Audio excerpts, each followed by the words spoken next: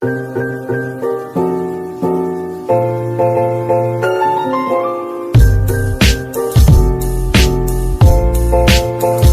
wabarakatuh. Perkenalkan, nama saya Panji Prasetyanto dan saya dari kelompok 2 ingin mempresentasikan hasil kerja dari kelompok kami. Sebelumnya kami akan memperkenalkan anggota kelompok kami yang terdiri dari 6 anggota. Untuk yang pertama itu ada Hafiz, kedua itu ada Michael, dan ketiga itu saya sendiri Panji Prasetyanto, dan yang keempat itu ada Paulus, kelima ada Ulan, dan keenam ada Salsa. Kemudian di sini kami akan mempresentasikan materi yang kami kerjakan dengan topik transaksi bank garansi yang terdiri dari 8 subtopik. Yang pertama itu adalah perkembangan bank garansi di Indonesia dan definisi bank garansi di Indonesia yang akan dijelaskan oleh Paulus. Untuk waktu dan tempat kami persilakan. Assalamualaikum warahmatullahi wabarakatuh. Saya Paulus Perwijaya Tambun dari 12 PKM 1 menjelaskan tentang perkembangan Bank Garansi Indonesia sebagai berikut. 1. Perkembangan Bank Garansi Indonesia. Dalam sejarah pertumbuhannya di Indonesia, Bank Garansi sangat dipengaruhi oleh kebutuhan mendesak dari para kontraktor yang memerlukan bank garansi untuk menyelesaikan proyeknya. Pekerjaan kebutuhan akan bank garansi tentunya memerlukan jaminan untuk mengatasi resiko yang timbul sebagai akibat dari kelalaian dari pihak yang dijamin. Untuk itu, bank meminta dahulu kepada si terjamin untuk memberikan jaminan lawan atau counter unggun right yang nilai tunainya sekurang-kurangnya sama uang yang ditetapkan sebagai jaminan dan tercantum dalam bank garansi. Jaminan berupa uang tunai atau berupa simpanan giro, deposito, surat-surat yang berharga, harta kekayaan berupa barang-barang bergerak atau yang telah dibukukan oleh bank-bank yang tertera yang telah menjaminnya. Tidak dapat menarik simpanan atau giro deposito tersebut, namun dapat diberikan sesuai dengan permintaan kebutuhan dari nasabah. Ada bank garansi yang diberikan untuk keperluan pembangunan proyek dan ada pula diberikan untuk keperluan pembelian barang-barang ataupun untuk keperluan lainnya tergantung kebutuhan nasabah. Masalah bank garansi dalam dunia usaha merupakan persoalan yang dipentingkan dan sangat mempengaruhi pada jalannya dunia usaha bisnis. Bank sebagai lembaga berperan aktif dalam perkembangan ekonomi, seringkali sangat menentukan nasib sebuah transaksi. Yang berhasil atau tidak berhasilnya transaksi hanya tergantung pada bank garansi mutlak yang diperlukan sebagai instansi yang mendapatkan kepercayaan dari masyarakat. Bank garansi ini merupakan suatu yang mendapat ditempuh untuk mengatasi kesulitan yang mungkin terjadi dalam pelaksanaan atau proyek atau pekerjaan. Maka adanya bank garansi atau lembaga jaminan yang memberikan fasilitas kemudian kepada pihak yang dijamin nasabah, sehingga nasabah dapat menjalankan usahanya atau dapat menjalankan usahanya atau pekerjaan dengan baik. Jadi pihak yang dijamin tetap menyelesaikan proyeknya atau menjalankan usahanya, di mana pihak bank sebagai penjamin bila kemudian hari ada tuntutan atau klaim dari pihak ketiga. Jadi pihak yang menjamin dapat menyelesaikan proyeknya atau menjalankan usahanya, di mana pihak ketiga dapat menerima jaminan dari uraian di atas kemungkinan secara kualitatif. Perkembangan Bank Garansi Indonesia sering dengan perkembangan bank kebutuhan masyarakat atau nasabah yang terhadap jasa. Baik, terima kasih untuk Paulus atas penjelasan yang sudah diberikan. Kemudian kita lanjut dengan subtopik berikutnya. Subtopik berikutnya yaitu landasan hukum bank garansi dan manfaat dan tujuan bank garansi yang akan dijelaskan oleh Hafiz. Untuk waktu dan tempat kami persilakan. Assalamualaikum warahmatullahi wabarakatuh. Saya Hafiz Cahya Diva. Di sini saya akan menjelaskan landasan hukum bank garansi dan tujuan manfaat bank garansi. Landasan hukum bank garansi. Dasar hukum perjanjian bank garansi adalah penanggungan hutang atau nominal garansi atau brokerage yang diatur dalam bab pasal 1820 sampai dengan pasal 1890 Kitab Undang-Undang Hukum Perdata di mana bank bertindak sebagai penanggung. Ditinjau dari segi hukum, bank garansi termasuk perjanjian penanggungan atau brokerage yang diatur dalam KUH pada data pasal 1820 sampai 1850 yang mengatur masalah penanggungan hutang secara umum, sedangkan ketentuan yang mengatur bentuk dan syarat-syarat minimal bank garansi ditentukan oleh Bank Indonesia. Selain itu, aturan hukumnya juga terdapat dalam Undang-Undang Nomor 7 Tahun 1992. Serta dalam ketentuan yang mengatur isi bank garansi antara lain diatur masalah klausul, yaitu ketentuan yang mengatur bahwa dalam fungsinya sebagai penanggung atau borrower, bank melepaskan hak-hak istimewa sebagaimana diatur dalam pasal 1831 KUH Perdata, sehingga dengan demikian bank harus membayar klaim yang diajukan oleh penerima bank garansi apabila nasabah wan prestasi. Tujuan dan manfaat bank garansi adalah menumbuhkan rasa saling percaya antara pemberi jaminan yang dijaminkan dan yang menerima jaminan, dan sebagai sarana untuk memperlancar lalu lintas barang dan jasa. Dan juga penerima jaminan tidak akan menderita kerugian bila pihak yang dijamin melalaikan kewajiban, karena penerima jaminan akan mendapati ganti rugi pembayaran dari bank. Oke, terima kasih dari Hafiz atas penjelasan yang telah diberikan. Kemudian kita lanjut dengan subtopik berikutnya, yaitu pihak-pihak yang terkait dengan bank garansi dan jenis-jenis bank garansi yang akan dijelaskan oleh Michael. Untuk waktu dan tempat kami persilahkan. Saya dari kelompok 2. Di sini saya akan membacakan bagian E dan bagian F. Yang pertama bagian E. Pihak-pihak yang terlibat dalam penerbitan bank garansi. Dalam penerbitan suatu bank garansi terlibat 3 pihak, yaitu yang pertama pemberi bank garansi atau aplikan, yang kedua bank penerbit, dan yang ketiga bank penerima garansi atau beneficiary. Untuk pengajuan permohonan penerbitan bank garansi, aplikan mengajukan permohonan kepada bank penerbit. Yang F, jenis-jenis bank garansi. Yang pertama itu ada 1 bin bondil tender bond, yaitu bank garansi yang diterbitkan oleh bank atas permintaan nasabah untuk mengikuti suatu lelang atau tender. Dasar penerbitannya adalah undangan tender. Yang kedua, performance bond, yaitu bank garansi yang diterbitkan oleh bank syariah atas permintaan nasabah untuk melaksanakan suatu pekerjaan atau proyek atau pengadaan barang. Dasar penerbitannya adalah pengumuman pemenang tender, surat perintah kerja, purchase order, dan surat perjanjian borongan. Yang ketiga itu ada advance payment bond, yaitu bank garansi yang diterbitkan oleh bank atas permintaan nasabah untuk menarikan uang muka atas suatu pekerjaan atau pengadaan. Dasar penerbitannya adalah kontrak kerja, surat perjanjian kerja, dan surat perjanjian borongan.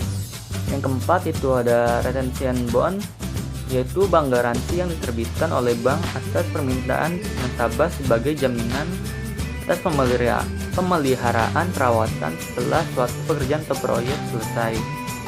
Dasar penerbitannya adalah kontrak kerja, surat perjanjian kerja, surat perjanjian borongan, berita acara serah terima, dan addendum kontrak. Yang kelima itu ada purchasing bond, yaitu bank garansi yang diterbitkan oleh bank atas permintaan nasabah sebagai jaminan atas terlaksananya suatu pembelian barang. Dasar penerbitannya adalah purchase order dan kontrak jual beli. Yang keenam itu ada payment bond, yaitu bank garansi yang diterbitkan oleh bank atas permintaan nasabah. Misalkan untuk persyaratan pembayaran ke supplier dalam suatu sistem keagenan atau distributor barang dan jasa. Dasar penerbitannya adalah surat pengangkatan atau penunjukan keagenan atau distributor dan permintaan penerbitan bank garansi dari pabrik. Yang ketujuh itu ada custom bond, yaitu bank garansi yang diterbitkan oleh bank atas permintaan nasabah. Misalkan menangguhkan bea masuk barang sekali lagi menunggu keputusan dari Departemen Keuangan atau Ditjen Bea dan Cukai. yang membebaskan bea masuk atas barang tersebut. Dasar penerbitannya adalah surat putusan Departemen Keuangan. Sekian dari saya, dilanjutkan oleh teman saya nanti. Baik, terima kasih atas penjelasan yang telah Michael berikan kepada kami. Untuk berikutnya kita lanjut kepada subtopik berikutnya, yaitu syarat dan rukun bank syariah, kemudian bentuk perjanjian dan berakhirnya bank garansi yang akan dijelaskan oleh Ulan. Untuk waktu dan tempat kami persilakan. Assalamualaikum warahmatullahi wabarakatuh. Perkenalkan, nama saya Ulan Yulianesi dari kelas 12 Perbankan 1. Di sini saya dari kelompok 2, yaitu ingin membahas yang bagian G, yaitu syarat dan rukun bank garansi syariah. Syarat dan rukun ketentuan pemohonan bank garansi 1, pemohon telah menjadi nasabah. Bank 2, nasabah bank mengajukan permohonan bank generasi kepada bank yang bersangkutan. 3, bank melakukan analisis atas permohonan bank garansi yang diterima dari nasabahnya. Rukun perorangan atau WNI, pemilik usaha dan badan usaha yang memiliki legalitas diberikan kepada pendorong atau kontraktor untuk mengerjakan proyek kegiatan atau instruksi atau diberikan untuk menjamin pembayaran atau dapat berupa sekaligus atau L atau C. Yang H, yaitu bentuk perjanjian dan berakhirnya bank syariah. Garansi merupakan suatu atau kata yang berasal dari Belanda atau garansi yang berarti jaminan. Bank garansi adalah jaminan yang diberikan oleh bank dalam antrian pihak bank menyatakan suatu pengakuan tertulis yang isinya menyetujui atau meningkatkan diri kepada penerima jaminan dalam jangka waktu tertentu. Dan syarat-syarat ketentuan apabila di kemudian hari ternyata isi terjamin tidak memenuhi kewajibannya kepada si penerima jaminan dan berakhirnya berdasarkan dalam surat edaran Bank Indonesia No. 27 atau 7 UU atau 1991 tertanggal 19 Maret 1991 yang menyebutkan bahwa bagi bauker atau beneficiary dalam menetapkan jangka waktu maksimal pengajuan klaim tersebut adalah 30 hari kalender semenjak berakhirnya masa berlaku suatu perjanjian bank garansi. Sekian dari saya, kurang lebih yang mohon maaf. Wabillahi taufiq wal hidayah. Wassalamualaikum warahmatullahi wabarakatuh. Oke, terima kasih atas penjelasan yang Ulan berikan. Kemudian kita lanjut dengan subtopik berikutnya, yaitu tentang prosedur mekanisme bank garansi yang akan dijelaskan oleh Salsa. Untuk waktu dan tempat kami persilahkan. Assalamualaikum warahmatullahi wabarakatuh. Perkenalkan, nama saya Salsa Sajila dari kelompok 2. Di sini saya akan membahas yaitu prosedur mekanisme bank garansi, yaitu 1. Perundingan rencana kerja proyek antara kontraktor yang akan menerima proyek dengan pemilik proyek. Kedua, kontraktor mengajukan bank garansi pada suatu bank dengan membayar provinsi atau komisi. Ketiga, bank memberikan sertifikat bank garansi kepada kontraktor. Keempat, sertifikat diberikan pada pemilik proyek pada saat pemilik proyek memberikan proyek pada kontraktor. 5. Ketika kontraktor cedera, janji atau gagal menepati janji, maka pemilik proyek dapat mencairkan sertifikat bank garansi pada bank yang mengeluarkan sertifikat.